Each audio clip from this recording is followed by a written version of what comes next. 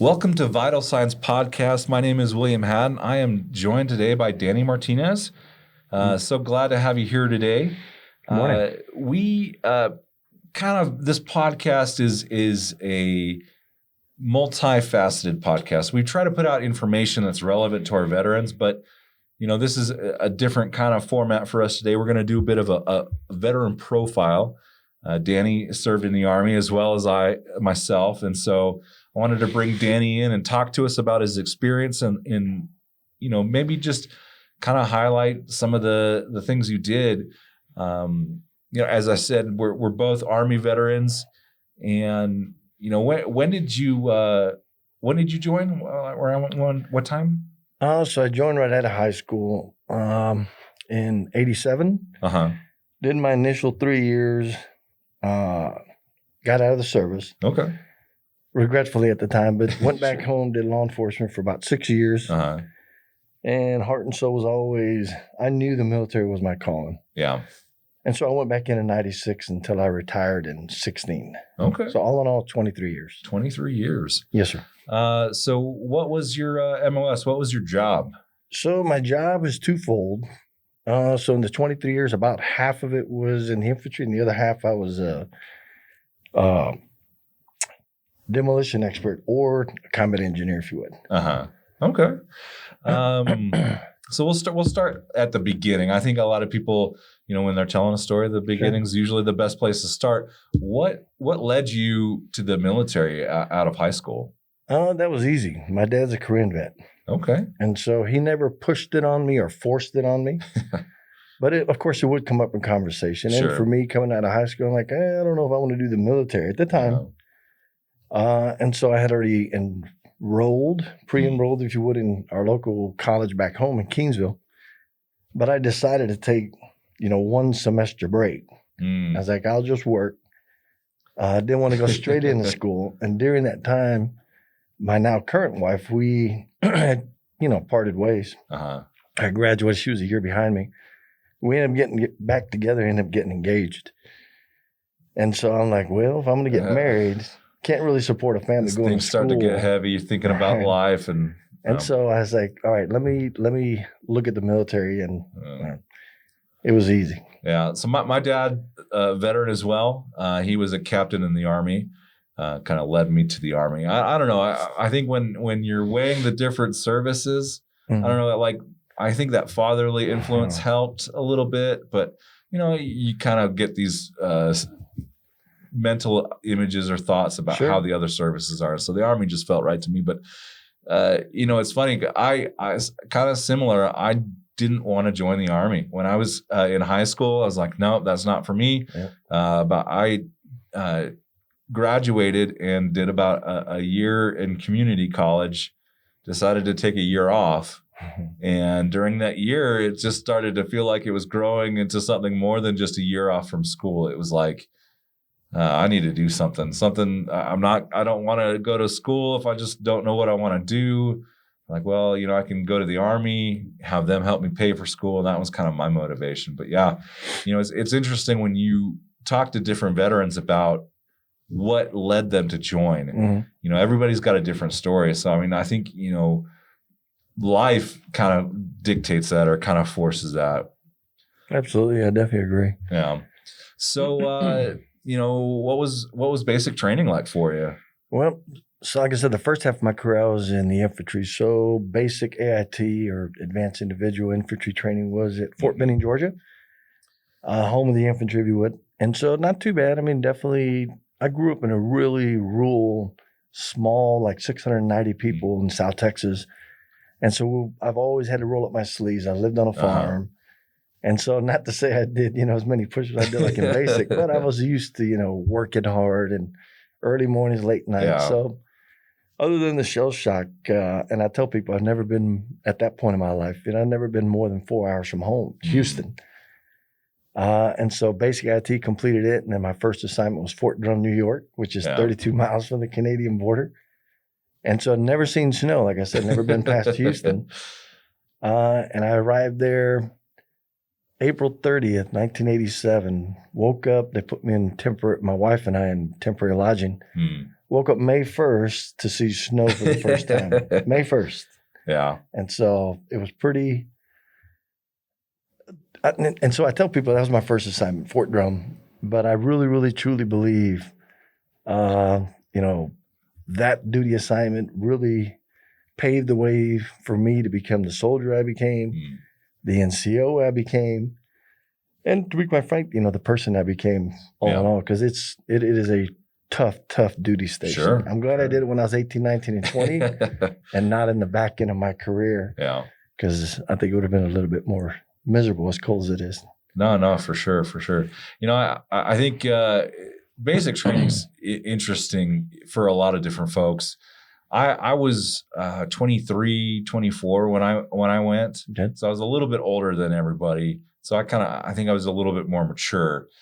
And I remember I just handled it better. Like, the physical aspects of it were, that took a little while to get used to. Sure. But the discipline of it, I think I clung to pretty well. I had a drill sergeant ask if I was a OCS candidate. He's like, because he thought, I was like standing in parade rest. I was all like he's chewing me out, and I'm just like, I'm not even flinching. I guess, a lot of young kids in basic training kind of don't take to that like so easily, and he just teased me about that because I just looked, high speed as you would say, Well, I can definitely say relating to that. Of course, I don't recall back when I was in basic training at 18. I want to believe I did well because I was a squad leader, never worked my way up to, platoon sergeant or platoon guide. But in my infantry days, I was also a drill sergeant. So I can definitely relate to what you're talking about as far as a little bit older, the more mature soldiers, if you would. Yeah. So in that sense, I can definitely understand and relate to what you're saying. So yeah. No, I enjoyed basic training. I ended up at Fort Hood and was there for pretty much 4 years and then got out. But where all did you go other than Fort Hood or not Hood, Fort Drum? And so I tell everybody I can name them all and stuff, but I've in 23 years I had quite a few stops. Sure, I tell everyone the furthest. I served my whole career on the East Coast. The furthest west I went was Kentucky. Okay. Which isn't too far west. No. So, and everything from New York, like I said, Fort Drum down to Fort Benning when I was a drill sergeant.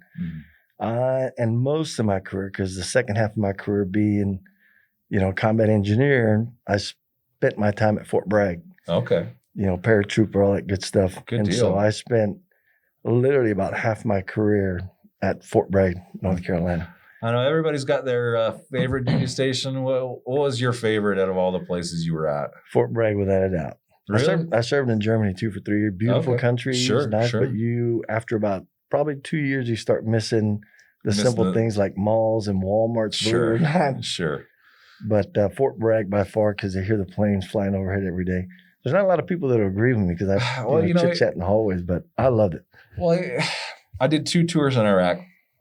And our camp was right on a helipad, like pretty much like, 100 yards from a helipad. And so I feel like all hours of the night, all hours of the day, you'd hear helicopters coming and going. And anytime I hear a helicopter, it just kind of like refreshes that memory in your mind. You're just like, I don't know. I think naturally you have hard moments, you have rough moments in your life, but I look back at both of my deployments and just think of all the great experiences and different things that I had. I mean, there were rough times, obviously, but those kind of stir those positive memories.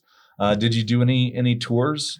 Yep, I served in Afghanistan for 9 months. Okay, and as far as combat tours, and then I was in and out of Central and South America quite a bit. Everything from Argentina, Colombia, Peru, Mexico a few times, but combat tours. 1 9-month stint in Afghanistan. My dad was in the Army, and we were stationed in Panama for about 3 years. And he would tell me stories about walking through the jungle and at night, and they'd pull pranks on other guys and mess with folks. And I always thought it'd be interesting, completely different terrain than Afghanistan or Iraq. Of course, So in 1989, when I was serving in Fort Drum, the whole unit, we went to Jungle Ops Training Center, JLTC, in Fort Sherman, Panama. Okay. Probably we're only there for a little over a month, maybe 5-6 weeks. Definitely one of the most memorable times of my military career because the jungle is such a different beast. Sure. But it was. I wasn't going to say it's nice, but it was nice to see a different type of terrain. It was an experience. Definitely. Yeah. I enjoyed it though, believe it or not. But everything's out to get you, not just not just the enemy. There's an enemy all around. Yeah. So, kind of what you retired out of the Army, right? That's correct. Is that correct? Okay.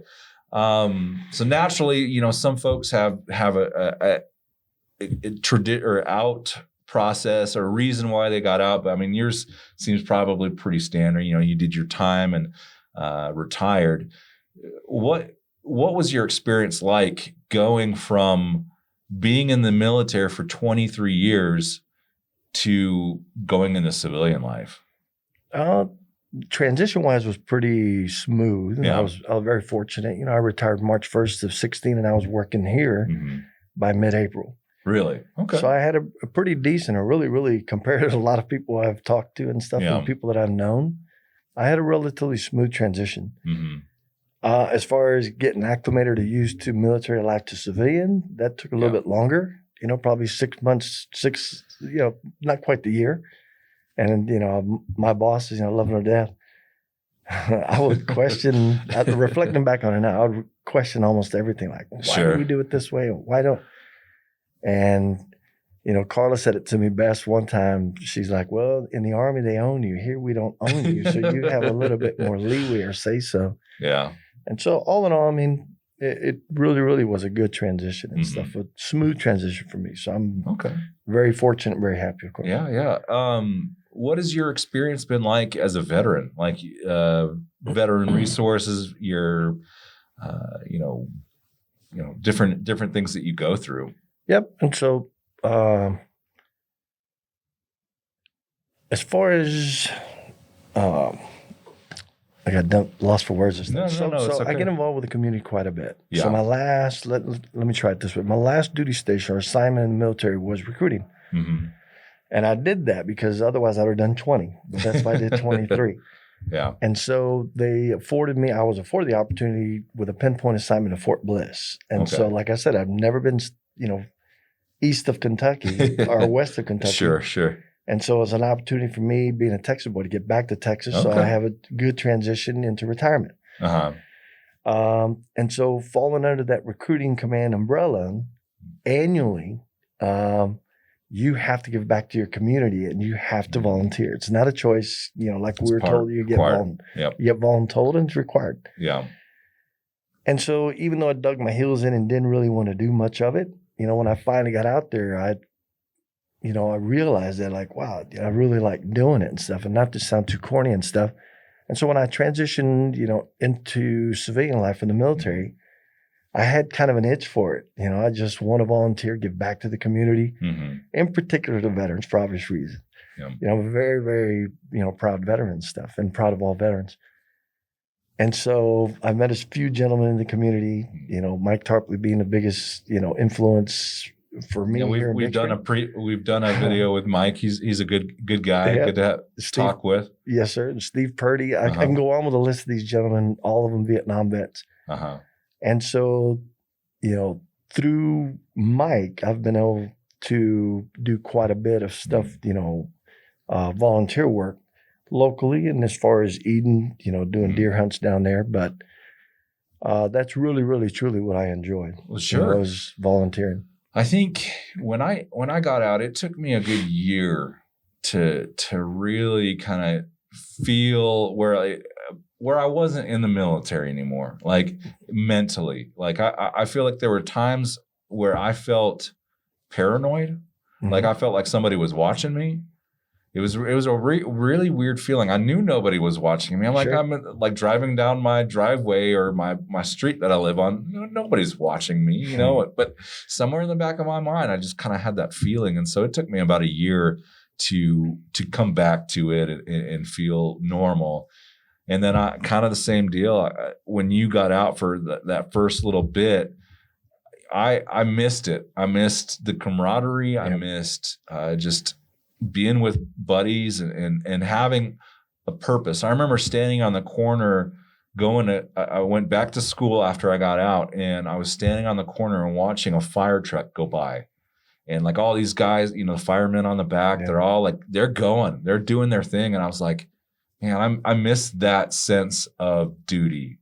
Yep. And so I joined the reserves for about 2 years, and kind of that helped me, as I got out. But I think like what you're talking about, like giving back in the community, helping the people that you engage with, other veterans. I think about that as I've made my path as a veteran. When I think there are times where I feel like I want to be isolated. I don't like people. I don't want to be around other people. Sure. But there's something special about getting together with other veterans and talking about your experiences, helping other veterans. What has some of that been like for you? Oh, it's been amazing. And I don't know.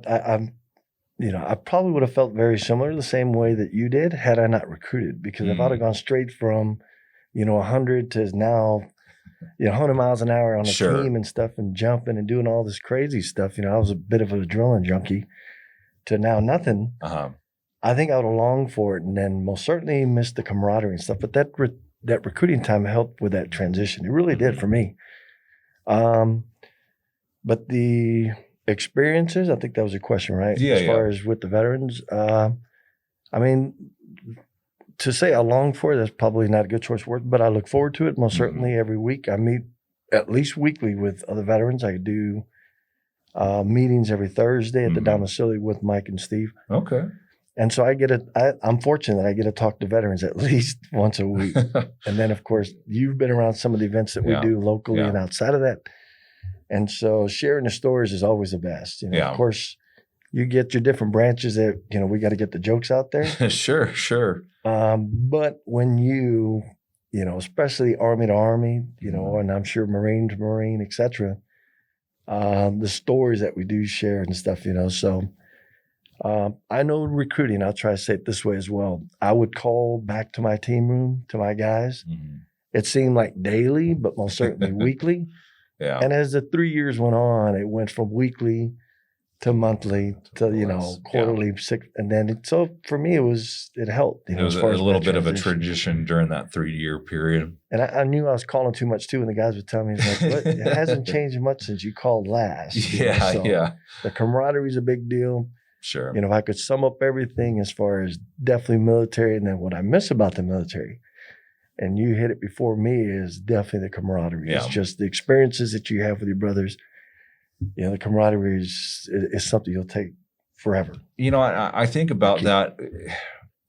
Since I joined the VA and we started working for the VA, I had a lot of interaction with other services. Like when I went to AIT, I went to Fort Meade, Maryland, and it was all services. So I got a little exposure with some of the other services, but you didn't really, outside of your class, you weren't with them like 24 hours a day like you were with your other soldiers and stuff like that. And so being at the VA, it's been interesting to me to speak with other veterans of different services and hear how similar our experiences are, even though like as a Navy sailor, I think how, that's so foreign, that's so different than what I experienced. But, they had some of the same struggles. They had some of the, same camaraderie that you would have in any of the experiences.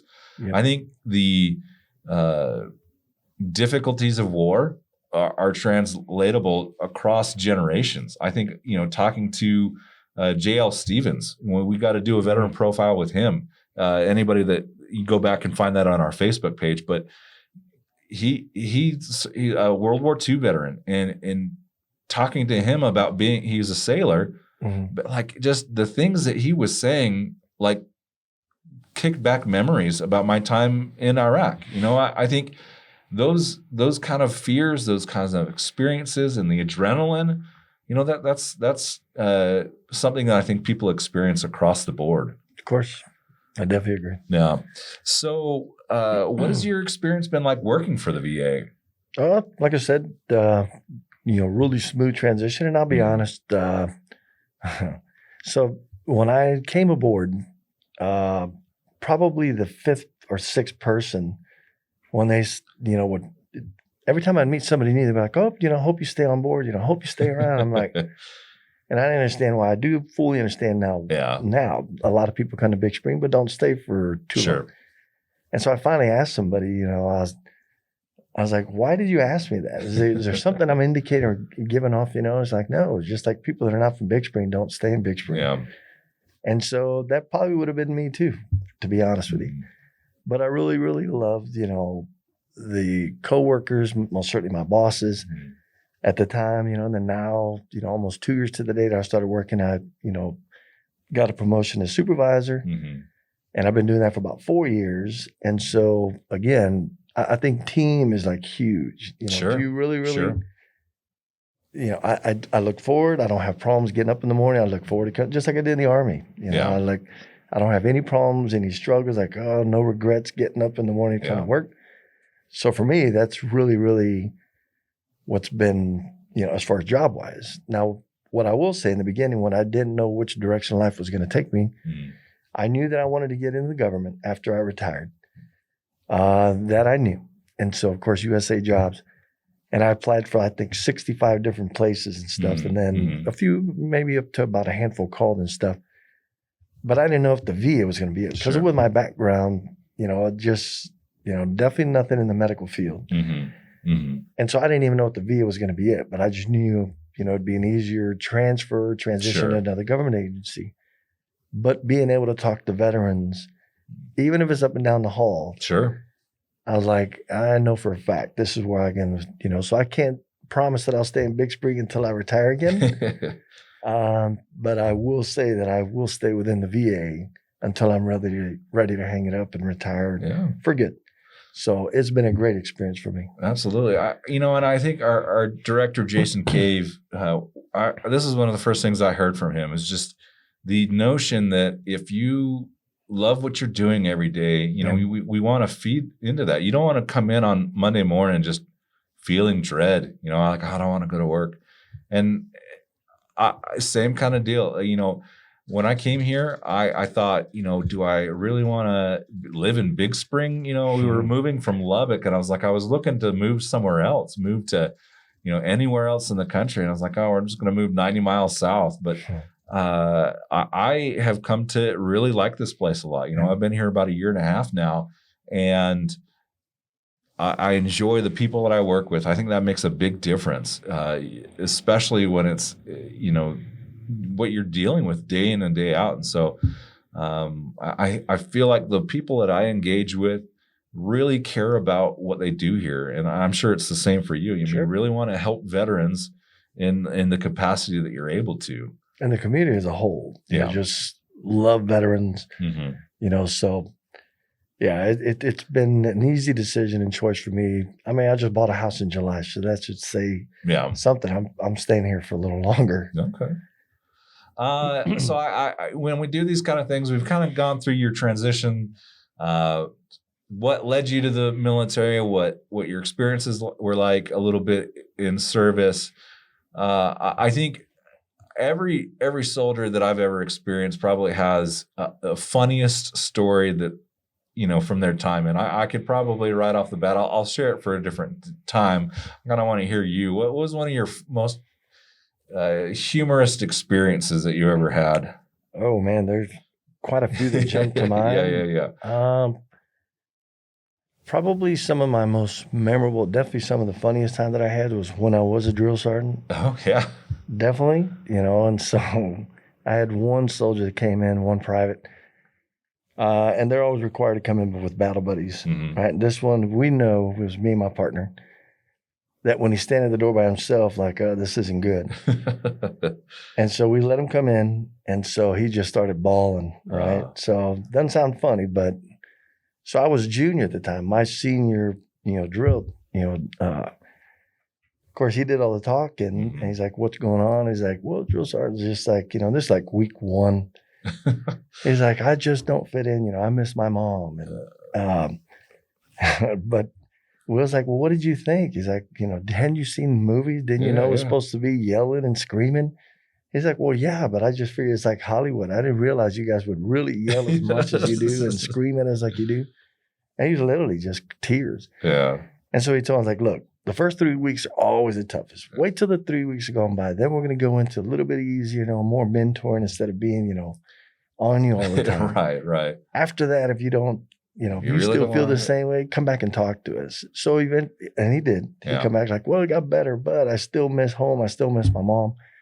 And so he just kept kicking that can down the road till eventually Stevens was his name, last name. I was like, see, Private Stevens, I hear you are. And now you can go home and tell your mom and see how proud she's going to be of you because you graduated.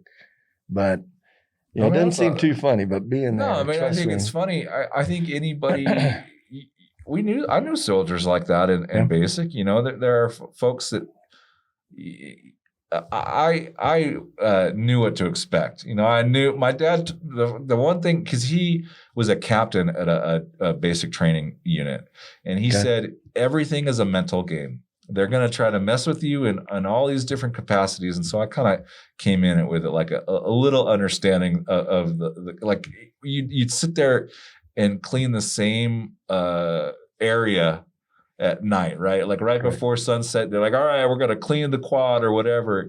And you clean it like 5 days in a row and there's like nothing there. They're like, everybody's just wandering around, like picking up like, little things. And it's just like, oh yeah, this is, I understand what they're doing, but like I listen to other guys gripe, like, why are we doing this? I'm like, yeah, I know exactly why they're making us do it, but I think, that it's tough for some guys. Like you're experiencing a whole different world, and if you're not prepped for it a little bit, you're gonna miss it. But that's an awesome story of just kind of seeing your way through something difficult and then being able to kind of stand proud at the end.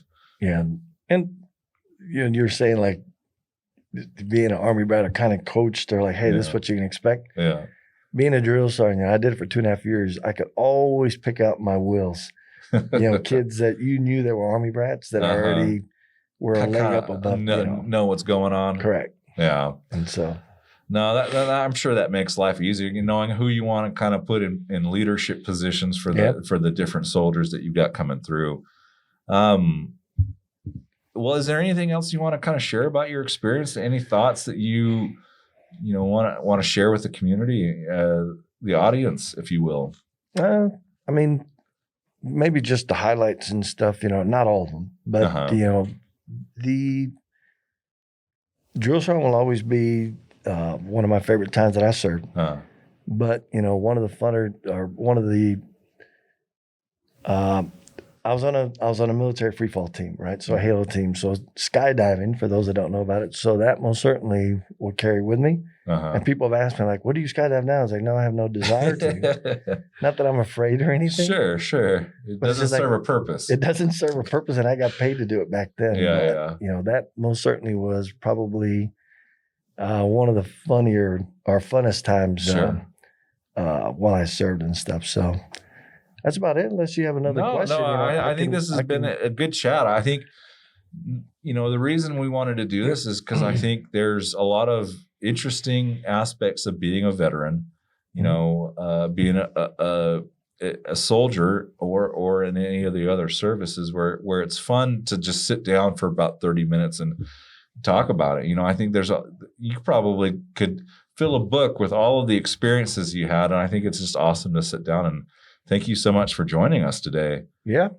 Of course, we'd probably have even better conversation if you just had a beer for each. Yeah, right. We just had a beer right here and just kind of get a little more comfortable. Yeah. No, but again, thanks for joining us. This has been Vital Signs Podcast.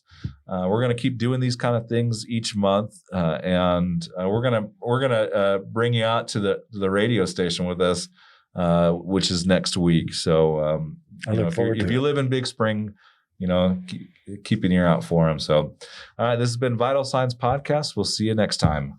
Thanks, Will. Thanks.